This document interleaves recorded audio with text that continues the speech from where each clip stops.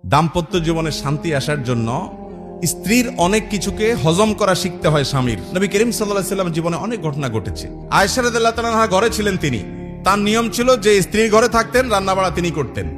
অন্য স্ত্রী এক বাটি খাবার দিয়ে একটা কাজের মেয়েকে পাঠাইছেন, খাদ্দামাকে কৃতদাসীকে পাঠিয়েছেন এক বাটি খাবার দিয়ে, তরকারি দিয়ে ধরেন। তো ভালো বুড়া রান্না করেছেন, রাসূলের জন্য পাঠাইছেন। আয়েশা রাদিয়াল্লাহু তাআলা আনহা দরজা খুলে দেখলেন যে কাজের মেয়ে তরকারি নিয়ে আসছে আরেক স্ত্রীর ঘর থেকে। এই টাইমে যে কোনো মানুষই, যে কোনো মহিলারই মাথা গরম হওয়ার কথা, আমার বাসায় আজকে উনি থাকবে, আমি যা খাওয়াবো, তুমি আবার ওখান থেকে এক বাটি দিয়ে ভালো হওয়ার চেষ্টা করতেছ। উনি বাটিটা ধরে ছুঁড়ে ফেলে দিলেন। বাটির সব তরকারি তো গেছে, বাটিও দুই টুকরা হয়ে গেছে, কাঁচের বাটি ছিল।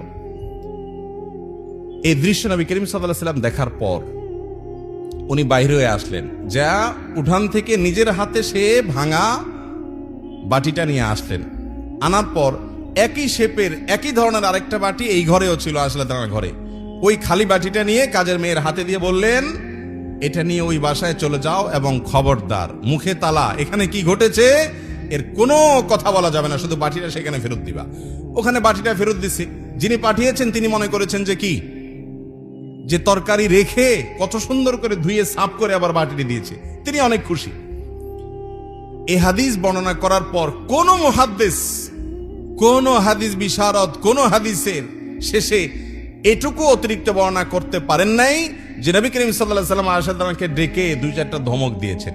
আপনি আমি যদি হইতাম এই জায়গায়, আর কিছু না হোক বোর দিকে তাকায়া অন্তত বিরক্তির সুরে এটুকু তো বলতাম যে এটা কাজ করলা, তুমি বাটিটা ভেঙে ফেললা, তুমি তরকারি না নিতে বাটিটা ভেঙে ফেললা। নবী করিম সাল্লাল্লাহু আলাইহি ওয়াসাল্লাম একটি কথাও বলেছেন বলে কোনো বর্ণনায় পাওয়া যায় না।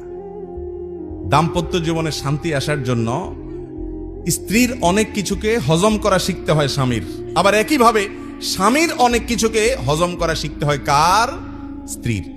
আজ আমাদের সমাজ ব্যবস্থায় ভোগ ভোগ ভোগ, ত্যাগের কোনো নাম নিশানা নেই, যার কারণে সবর কেউ কাউকে প্রতি করতে রাজি না।